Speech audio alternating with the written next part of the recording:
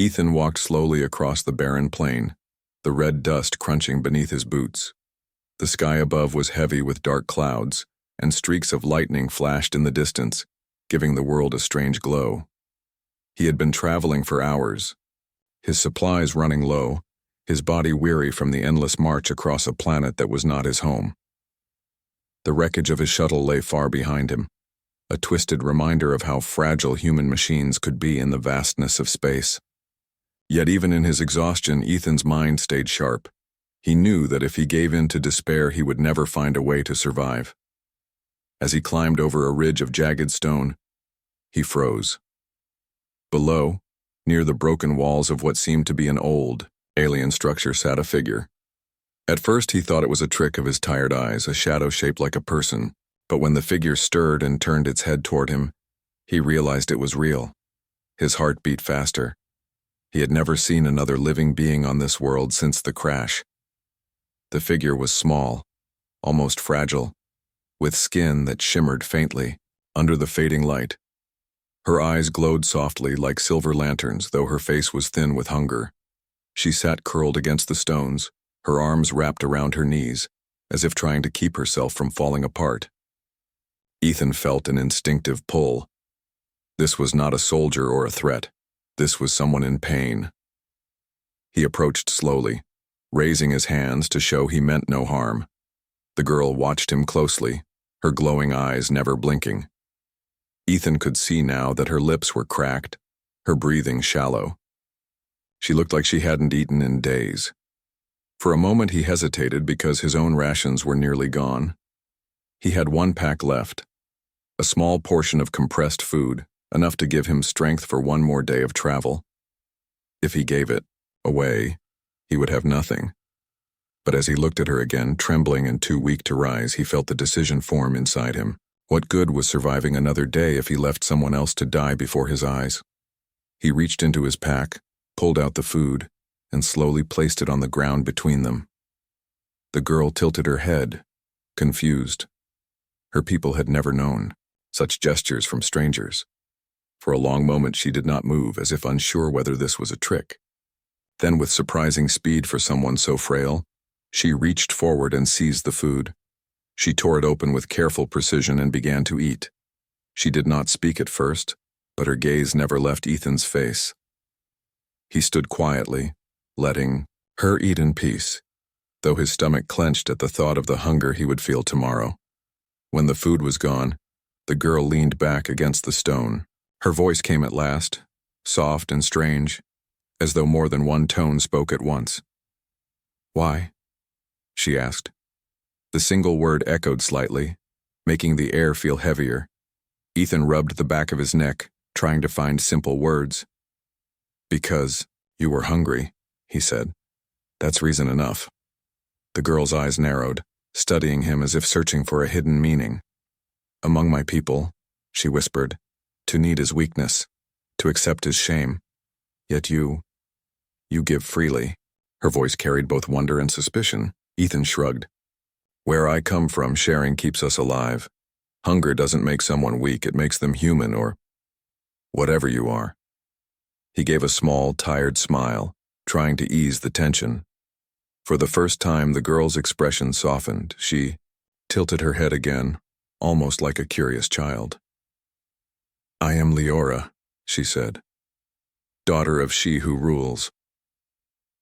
The words struck Ethan like a stone. He realized then that this was no ordinary wanderer. The fragile girl before him was the daughter of a queen, a member of some royal bloodline. What she was doing alone, starving in the ruins, he could not understand. But one thing became clear. His small act of kindness had bound him to something far larger than himself. The wind howled through the ruins, carrying dust and whispers of the storm that approached. Leora stood shakily, her legs trembling, but her posture still proud.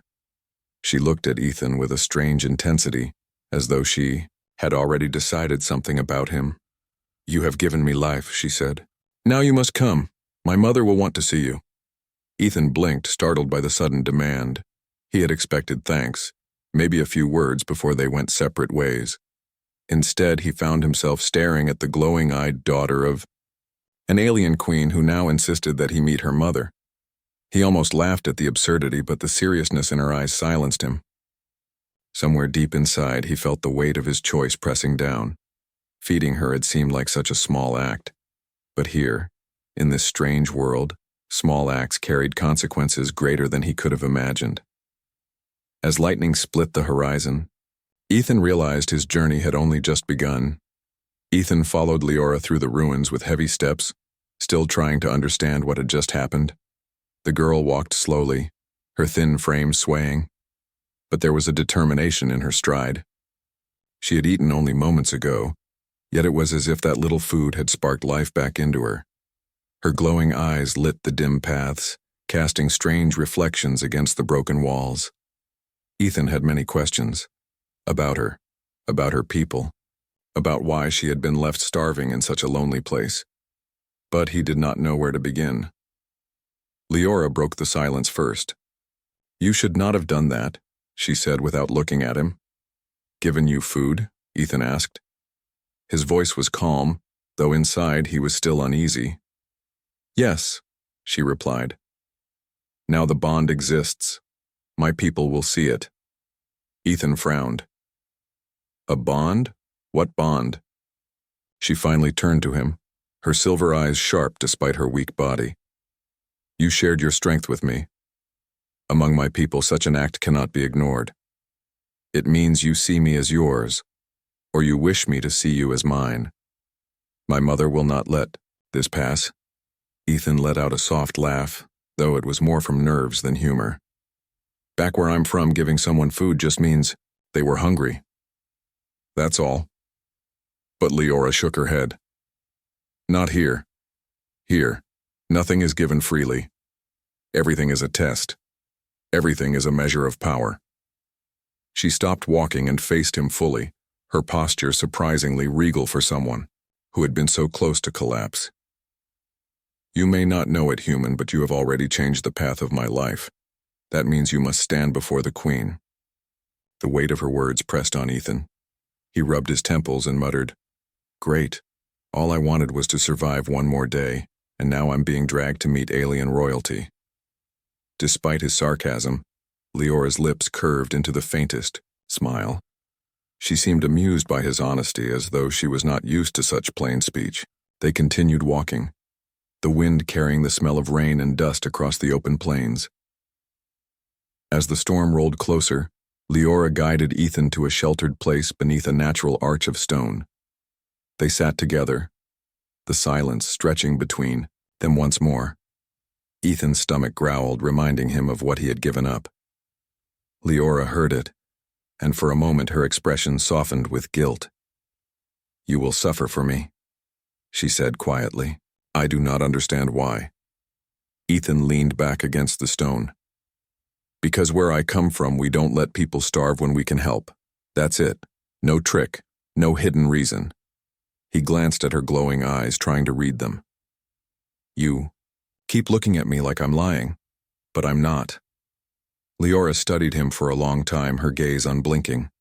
Finally, she said, "Perhaps that is why your kind is dangerous." "Dangerous? For giving food?" Ethan raised an eyebrow. "Yes," she replied. "Kindness can weaken walls. Kindness can break chains. It can make the strong question their strength. My mother says such things are poison. Yet I ate your food, and I am alive because of it." Her words lingered in the air, heavier than the storm outside. Ethan realized then that she was not simply leading him to her mother out of duty.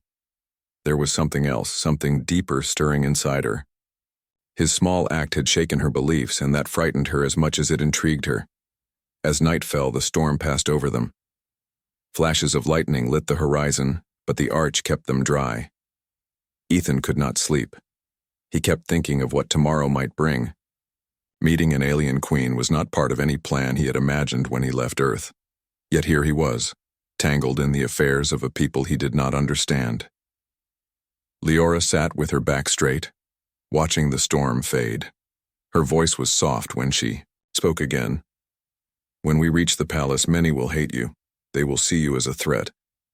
Do not show fear. If you do, they will tear you apart with words before they ever raise a hand. Ethan let out a long breath. Sounds like politicians. Guess some things don't change no matter the species. She tilted her head, confused by the word, but she seemed to grasp his meaning. For the first time, she laughed. A quiet, almost musical sound. It lasted only a moment, but it eased the tension between them, leapt, and her glowing eyes scanned the path with the focus of someone who had traveled it many times. Ethan noticed how she carried herself with dignity, even in silence. There was pride in her steps, pride that seemed to return now that her weakness was fading. They passed through a valley where rivers glowed with streaks of blue light. Strange fish leapt in the waters, leaving trails of sparks that danced before, fading. Ethan stopped for a moment, marveling at the sight. It looks like the river itself is alive, he whispered. Leora glanced back at him. It is alive. Everything here breathes. Even the stone beneath your feet remembers the steps of those who walked before. Ethan tried to smile, though her words unsettled him. On Earth, we'd just call it a river, but I'll take your word for it. As they traveled farther, Ethan's human nature showed itself in small ways. When they reached a steep climb, he offered his hand to Leora. At first she hesitated, her pride warring with her weakness. But when her legs trembled, she accepted his support. His grip was steady, pulling her upward without judgment. She looked at him afterward with a strange expression, as though trying to understand why he gave help without expecting reward. Later, when the heat grew heavy, Ethan removed his jacket and draped it across her shoulders. She had not asked, but he saw how the sun made her skin glisten with strain. She touched the fabric gently, surprised by the gesture. Among my people, she said, to give one's cover is to admit your own weakness. You risk sickness. Ethan shrugged. Among mine, it's called being decent. Her lips pressed together as though she wanted to argue, but no words came. Instead, she walked in silence, her fingers lightly clutching the jacket as if she feared it might vanish. The path soon led them into forests, unlike anything Ethan had ever seen. The trees rose high and wide, their bark translucent, filled with veins of glowing liquid that pulsed like blood. Every few steps, a branch would release a shower of glowing dust that drifted like falling stars. Ethan could not help but stare, his exhaustion momentarily forgotten. Leora noticed his awe. You look at the world as if it is a gift. Isn't it? Ethan replied. Back home, we dream of places like this. To you, it's normal. To me, it's a miracle. She tilted her head, her eyes narrowing. Strange human, you see beauty where my people see only resources. Perhaps that is why you frighten me. Ethan chuckled softly. Frighten you? I'm the one who crashed here without a plan. But she did not laugh. Her voice was steady and serious. Kindness, wonder, these things change hearts. My people guard against such things because they make us question the strength we worship. You may not see it, but every step you take unsettles what I have been taught. The weight of her words lingered between them. Ethan realized she was not exaggerating. His very presence, his simple human habits were already creating ripples in her thoughts. By evening, they reached a cliff that overlooked the distant palace. Ethan stopped in his tracks, staring at the sight. The structure rose like a living mountain, its walls carved from dark stone that pulsed faintly, as if alive. Spires reached into the sky, glowing at their tips with energy that lit the horizon. Bridges of light stretched between towers, and great creatures circled the skies above, their wings shining with metallic colors. That's a palace? Ethan asked in disbelief. Looks more like a city made out of one giant creature. Leora stood beside him, her gaze fixed on the glowing citadel. It is the heart of my people. It is alive, as all things must be. And within it, my mother rules. Her voice carried both pride and tension. Ethan let out a low whistle. And she wants to see me. Yes, Leora answered softly. She will not understand you, but she must see you, because I have spoken your name within myself. That cannot be undone. Ethan rubbed his face with his hand, sighing. You keep saying things like that and I have no idea what they mean. But I'm guessing it's important. It is, Leora said simply. They camped near the cliff for the night, the palace glowing in the distance like a beacon. As Ethan stared at it, unease settled in his stomach. He thought of the queen, of the strange traditions Leora had described, of the way kindness was seen as weakness here. He wondered if he had made a terrible mistake back in the ruins when he gave away his last food. But then he looked at Leora, who sat close to the fire with his jacket still wrapped around her shoulders. Her glowing eyes were fixed on the horizon, but her expression was softer than before. For all the uncertainty ahead, Ethan realized that his choice had already saved a life. Whatever the queen demanded, whatever trials awaited him, he could not regret that. As the stars spread across the alien sky, Ethan drifted into uneasy sleep, knowing that tomorrow his steps would carry him into the very heart of an empire that did not yet know what to make of a human who believed kindness was strength. The path to the palace grew more difficult as Ethan and Leora drew closer. The ground turned from soft soil to hard black stone that pulsed faintly beneath their boots, as though the land itself was alive. Ethan felt a steady vibration in his bones, like the heartbeat of some enormous creature. It made him uneasy, yet Leora walked with calm steps, as if the pulse comforted her. By the time they reached the base of the palace, Ethan understood why she had called it alive. The walls were not simple stone. They rose high and curved with the shape of growth, covered with lines that glowed like veins carrying energy. The entrance was no door, but a vast archway that opened and closed with a slow, breathing motion. Ethan hesitated at the threshold, watching the structure inhale and exhale like a slumbering beast. You walk into the heart of my people, Leora said softly, sensing his unease. Do not falter. The court will watch every step. Ethan nodded, though his throat felt dry. He followed her inside. The interior stretched into vast halls, their ceilings lost in shadows. Walls shimmered faintly, giving off enough light to walk without fire. Strange figures moved through the passages, tall aliens with skin like stone, their eyes glowing in shades of gold and green. They wore robes that rippled like liquid metal, and their voices carried low hums that echoed against the walls. Ethan felt their stares as he passed. Some looked at him with open curiosity, others with contempt. Whispers followed him, though he could not understand the language. Leora walked with her head high, ignoring the murmurs. She led Ethan into a great chamber, a space so large it felt like the inside of a mountain. The floor was polished black stone, smooth as glass, and the walls pulsed with light that shifted like waves. Dozens of aliens filled the chamber, seated on raised platforms carved directly from the living palace. Their glowing eyes watched in silence as the two entered. At the far end stood a throne, unlike anything Ethan had seen. It was not a chair, but a towering structure of living crystal that rose in spirals.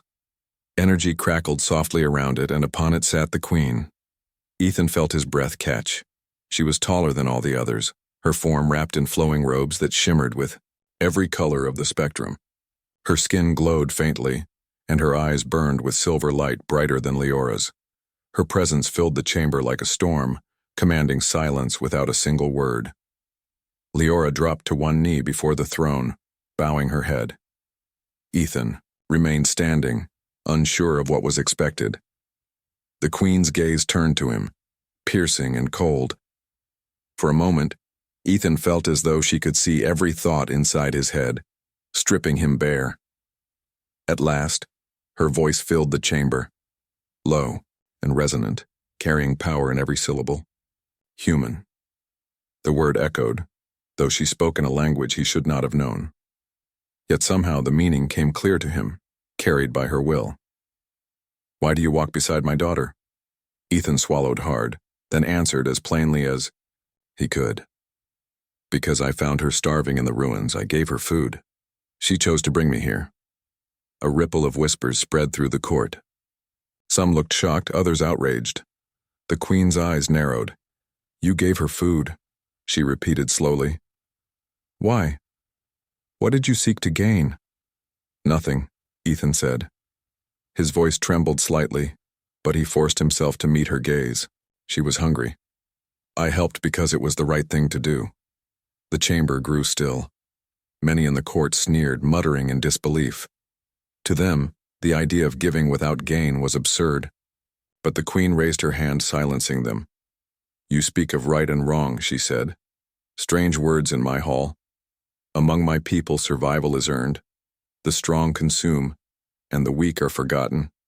My daughter should have perished in the ruins as tradition demands. Yet you, an outsider, chose otherwise. Why? Ethan's hands curled into fists. He could feel the weight of every eye in the room, but he refused to look away. Because weakness isn't a crime. Because hunger isn't shame. Where I come from, we don't let people die if we can help. That's not weakness, it's humanity. For a long moment, silence filled the hall. Then laughter rang out from some of the nobles. Their voices dripped with scorn. Humanity, one spat. He calls it strength to waste food on the dying. Another sneered. He speaks poison.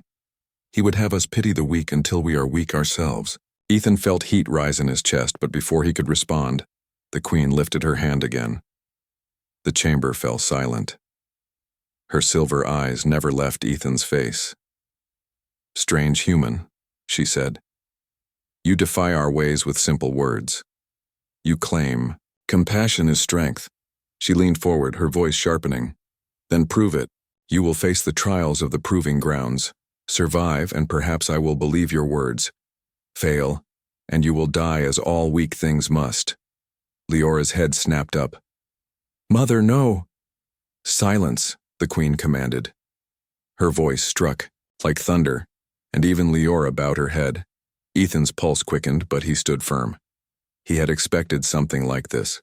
A queen who ruled with such power would not be swayed by talk alone. She needed proof, and proof meant danger. He looked at Leora, who met his gaze with worry in her glowing eyes.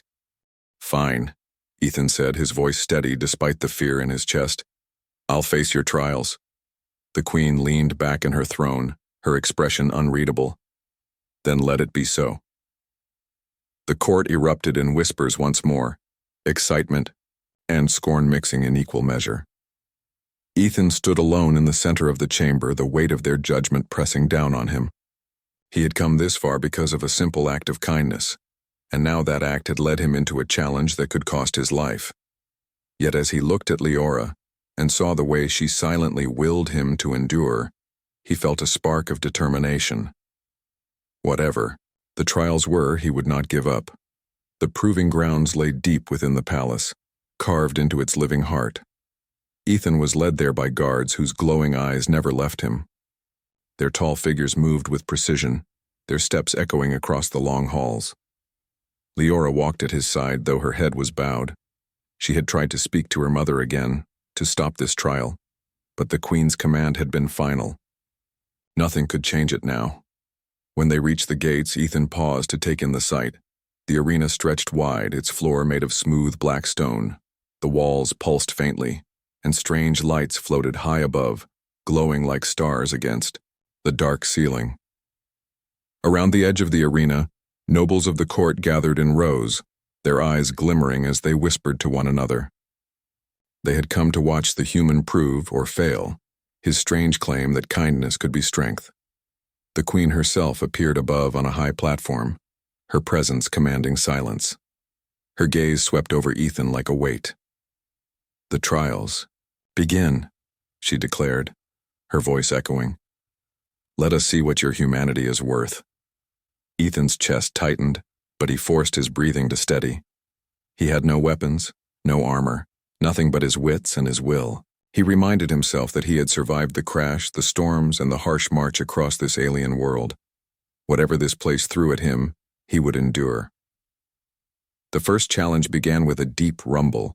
From hidden doors in the walls, massive, stone beasts emerged. Their bodies glowed faintly as though filled with fire, and their heavy steps shook the ground. Ethan's heart pounded as the creatures turned their glowing eyes on him. The crowd leaned forward, eager to see the human crushed. Ethan knew he could not fight them with strength. He was smaller, weaker, fragile compared to their massive forms. But he remembered the valleys and the cliffs, the rivers and forests. He remembered how he had climbed, dodged, and endured. Survival was not about being the strongest, it was about refusing to give in. When the beast charged, Ethan ran. He darted between them, rolling across the floor and scrambling to his feet as the crowd shouted in surprise. The creatures slammed into each other when they missed him, their heavy bodies colliding with thunderous cracks. Ethan kept moving, using his smaller size as an advantage. He ran toward a wall, then leapt aside at the last moment, letting one of the beasts crash headfirst into it. The nobles murmured in disbelief. This was not the way of their people. Their warriors would have faced the beasts head-on, seeking glory, through direct combat. Yet the human fought with speed, with cleverness, with refusal rather than raw strength. After long minutes of dodging, the beasts grew slower. Their heavy bodies stumbled, their glowing cores dimming. At last, they collapsed, defeated not by force but by exhaustion. The crowd erupted in mixed voices, some shouting in anger, others murmuring in awe. Ethan stood panting, sweat dripping down his face, but he did not fall. He looked up at the Queen's platform, his chest heaving. Strength isn't only about breaking things, he called out. It's about surviving no matter the odds. The Queen's eyes narrowed, but she gave no reply. Instead, she raised her hand and the second challenge began. The floor of the arena shifted, breaking apart into floating platforms that drifted above a dark abyss. Ethan stumbled but managed to keep his balance. From above, ropes of glowing energy dropped, whipping and striking at him like living snakes. The test was not of combat but of endurance.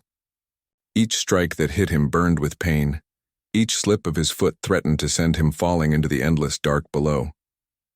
The nobles watched with cold eyes as Ethan struggled.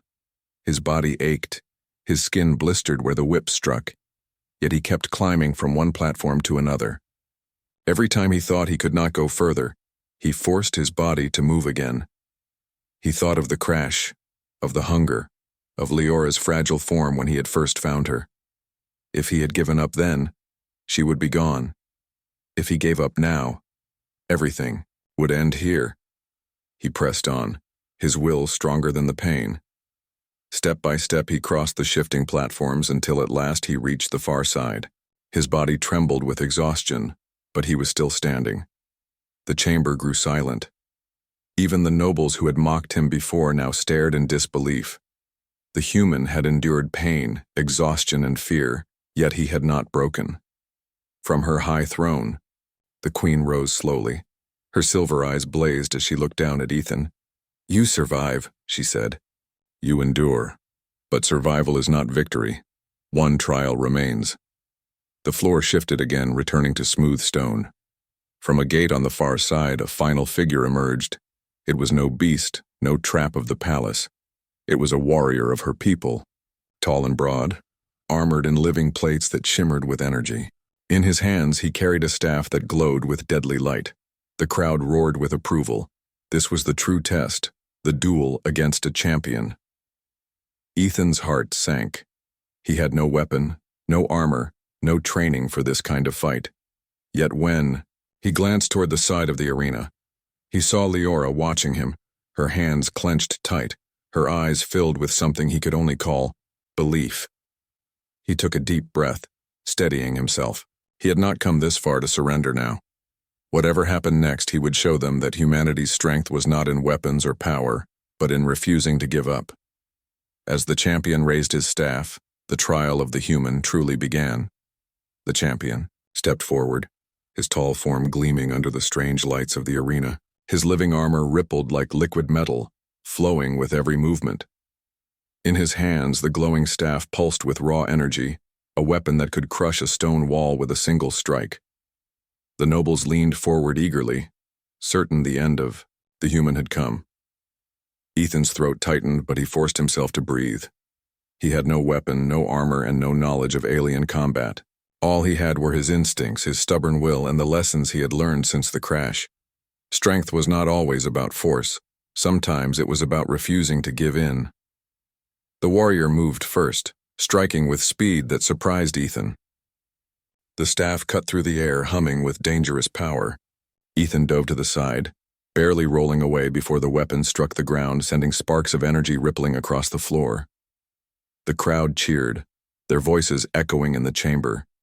Ethan scrambled to his feet, keeping his eyes on the warrior. He knew one direct hit would finish him.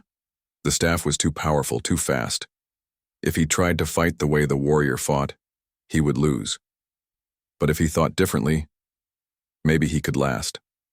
The champion attacked again, sweeping the staff. In a wide arc, Ethan ducked low, then darted in close, using his smaller size to slip past the warrior's guard. For a moment he thought he could strike, but he had no weapon, only his fists.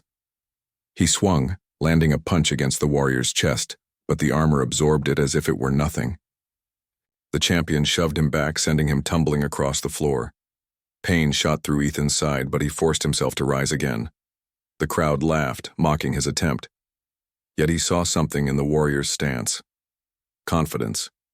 Arrogance. The belief that the human was no threat at all. That was something Ethan could use. The duel became a game of survival. Ethan dodged and rolled, using the arena's wide floor to his advantage. Each strike of the staff came close, humming inches from his body, but he never stopped moving.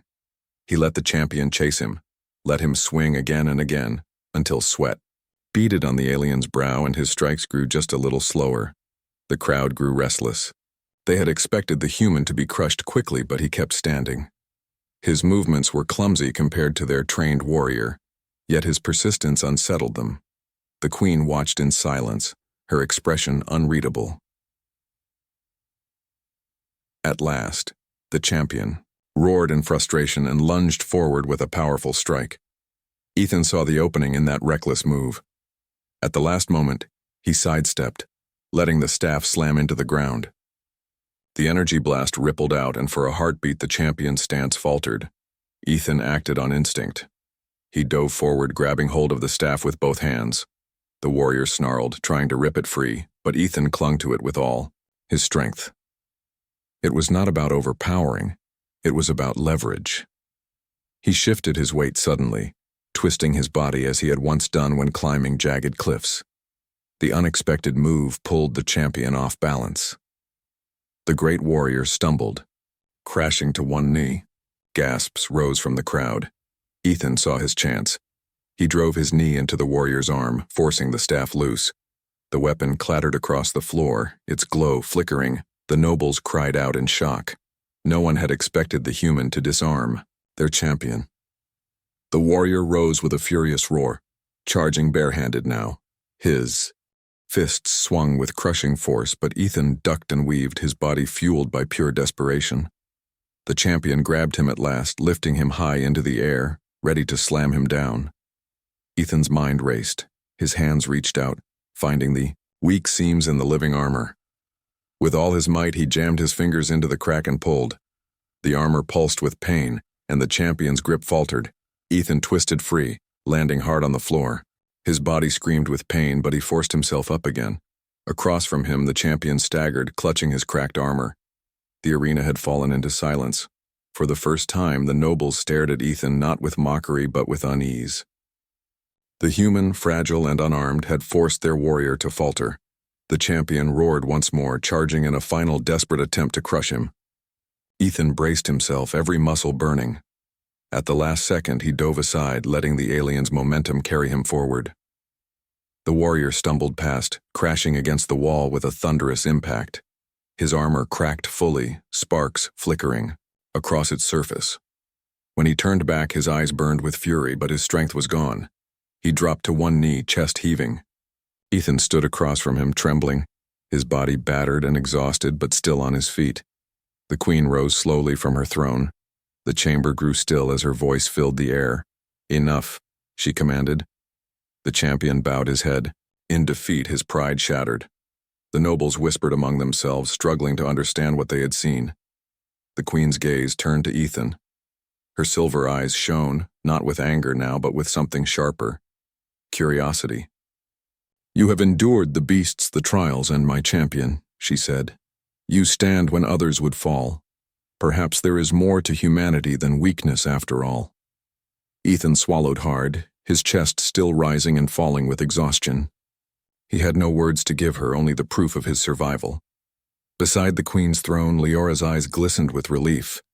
She had believed in him, and now he had shown her people what belief could mean. The Queen lifted her hand, silencing the whispers of the court. "One trial remains," she said, her voice heavy with meaning. "Not of strength, not of endurance, but of choice." Ethan's heart sank again, but his spirit did not break. He had faced everything they had thrown at him, and he would face this too. The final test was about to begin. Ethan stood in the silent arena, his body battered, bruised and trembling from the trials. Every muscle ached, his breath came in ragged gasps, but he was still standing. The eyes of the court were upon him, full of disbelief, curiosity, and some with hidden fear. He had proven his strength not by power, but by endurance, courage, and sheer will. Now, all that remained was the final test, the Queen's judgment. The Queen descended from her throne, her glowing eyes fixed on him. Her presence filled the hall like a storm. Even the nobles who had mocked him before fell silent. She walked with measured steps, her robes shimmering as she moved, and when she stopped in front of him, Ethan felt the weight of her gaze press down on his very soul. "Human," she said, her voice echoing like rolling thunder. "You have survived the trials that would have ended any other. You have endured the beasts, the obstacles, and my champion. Yet endurance alone does not define strength. Tell me now, why should you live among my people? Why should your presence be tolerated?" Ethan's throat felt dry, and the words he had prepared seemed to vanish. He looked around at the court, at the alien faces filled with judgment and expectation, and finally, he turned to the Queen. "Because," he began, his voice steady, though small, "strength is not only in power or weapons. Strength is in hope. Strength is in refusing to give up, even when the world wants you to fail. Strength is in protecting others when you can, not because it makes you strong, but because it is the right thing to do. That is why I live, and that is why I stand here now." For a long moment, the chamber was silent. The nobles muttered among themselves, unsure how to respond. Many were uncomfortable with the idea that compassion could be a form of strength. They had always measured power in combat, dominance, and fear. Yet here stood a fragile human, bruised and beaten, who had outlasted all their measures of might. The Queen studied him carefully. Her silver eyes glowed brighter as she moved slowly, circling him like a predator examining prey, but not with intent to strike. Rather, there was curiosity, almost fascination in her gaze. "You speak of right and wrong, of hope and compassion. These are words my people do not use to measure strength. Yet, your actions have proven something my laws cannot deny." She paused, lifting her hand to silence the whispers. "You have survived not because you were stronger, but because you refused to surrender. You have protected those weaker than yourself, inspired loyalty through your courage, and endured the impossible. Perhaps humanity carries a kind of strength we have not understood." Leora stepped forward, her glowing eyes filled with pride. "Mother," she said softly, "he saved me. He gave me life when none would have. That is strength. That is what matters." The Queen's gaze softened slightly at her daughter's words. She looked back at Ethan, who remained standing, trembling, yet unbowed. "You are a strange being," she said, "a human who challenges all we have known. Perhaps it is time we learn from you rather than destroy you." With a wave of her hand, she signaled the guards to lower their weapons. The tension in the chamber eased, though many nobles still murmured, confused or angry. The Queen returned to her throne, and Ethan felt a mixture of relief and disbelief wash over him. "You will live," she declared finally, her voice carrying over the chamber. "Not as a subject, not as a servant, but as an honored guest of the royal court." You have shown that humanity's strength lies in resilience, courage, and compassion. These are traits we will observe, and perhaps, one day we may understand them fully. Ethan's legs nearly gave way, but he forced himself to stand tall. He looked at Leora, whose smile shone brighter than any light he had seen on this world. She stepped forward and took his hand, gripping it tightly. "You have changed my life," she whispered.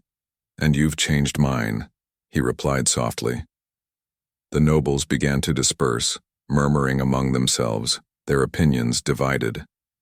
Some were still wary of this human, but none could deny the proof he had given. Even the champion, who had once seemed invincible, bowed his head slightly in acknowledgement. Outside the arena, the palace walls pulsed gently, the living structure seemingly recognizing the conclusion of the trials. Ethan walked beside Leora through the glowing halls, marveling at the beauty of the living palace. He had survived storms, beasts, impossible trials, and the judgment of a queen, but now a new world had opened before him. As they reached the edge of the courtyard, Leora looked at him with quiet seriousness. "Mother may still test you," she said, "but the first step is done. You have proven what I always believed, that kindness and courage can be stronger than any weapon." Ethan nodded, exhaustion and relief mixing in his chest. "I just did what I thought was right," he said. "I never imagined it would lead here."